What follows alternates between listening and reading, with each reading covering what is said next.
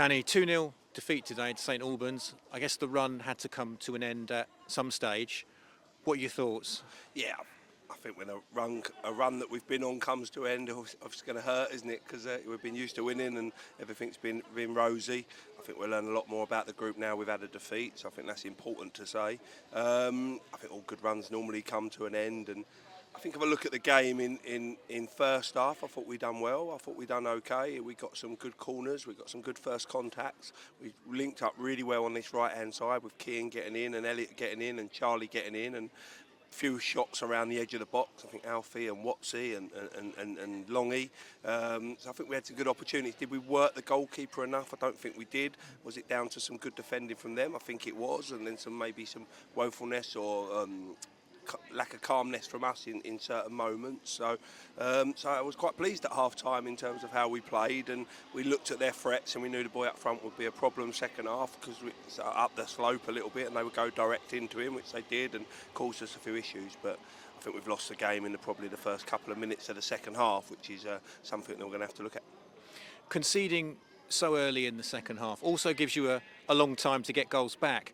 Were you disappointed with the fact that we sort of faded away a little bit in the second half? Yeah, I think that's the whole point. I think we conceded. I think it's sloppy. We've kicked off. We've given it away, and then we've gone back to the goalkeeper, and then he sliced it, and we've not got the flick on, and a catalogue of errors really. And then they've managed to get a great ball in, and then a header and a goal. And I think after that we played for about 5 minutes, and almost like in panic mode, and rather than calmness and just do the basics really well, we sort of panicked a little bit, and I think that probably led into the second goal as well in terms of our play. And I think you said it, we had plenty of time at that moment to get ourselves back in the game and didn't need to panic. We just needed to do some basics and get in their half and get some opportunities and get going again, and then we could have got back in the game, but we probably didn't. And then obviously the second goal comes in, and it's really tough from there, isn't it? And I didn't think we give up. I thought we kept going. I think we kept putting balls in the box. We had another 5 or 6 corners from that moment and a few opportunities. Watsy and Longy had some good shots. So the boys,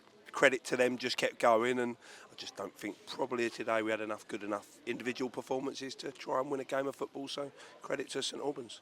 How did you read the process around the penalty award? Because it looked like the referee didn't give it. Then it almost looked like there was an argument and the linesman changed his mind. Yeah, I think it's a penalty. If I'm watching it back in real time rather than not watching it back, sorry. I think it's a penalty. I'll have to watch it back. My confusion is that, it's a penalty. My confusion is the referee doesn't wave for a penalty, so he obviously doesn't think it's handball.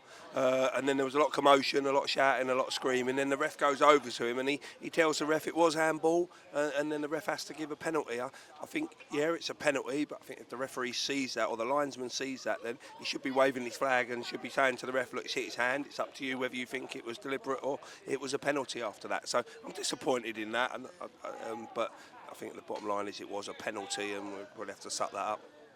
So next week it doesn't get any easier. Folkestone are coming to town. Runaway leaders, of course, need to get up for this game.